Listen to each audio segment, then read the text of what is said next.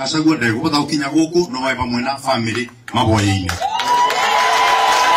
Ukifanyiwa kazi na mtu, hapana achilia yeye. Wewe umefanyiwa kazi na Mushiru alafu unaachilia yeye. Watoto yake haiko kazi. Kwake hakuna stima.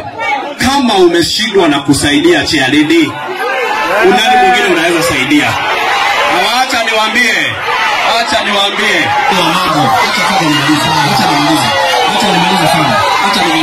mambo.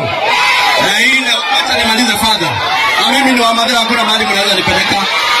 Ukweli ni kwamba Rigathi Gachagua hajasaidia huyu mama.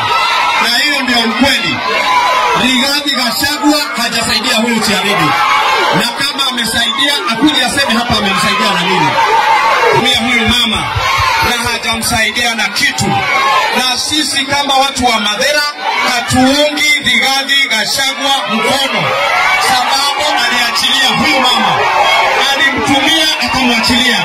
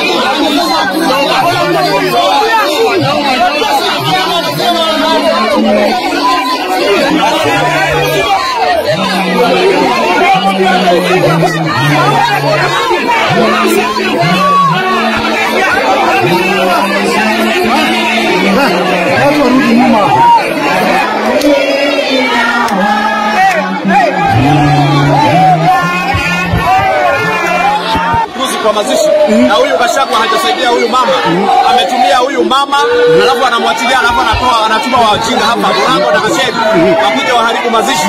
Nimewaambia hapa hakuna kuharibu mazishi, na ndio maana nimewashauri saidia huyu mama na watoto wake. Na huyu mama amekuwa akitumiwa na Rigathi Gachagua, alafu anatuma vijana hapo wakuje kuditisha. Mimi sitishwangi hao vijana wake, anatuma na wapange vizuri, awapange vizuri. Katika mazishi hakuna siasa. Wote wameongea na hapa tuko Kirinyaga.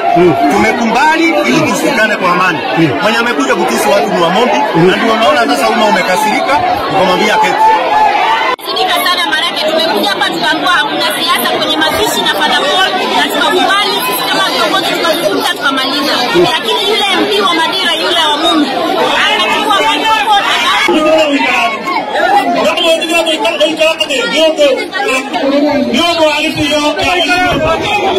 Nyondo wa igogo na tafadhali mwetekere guikara ni utakwambia ibona na kugira kutajujo kwaja tafadhali muzamuhoya urigare ya mungu hakomo na timu tare ya kubira kugogo na ino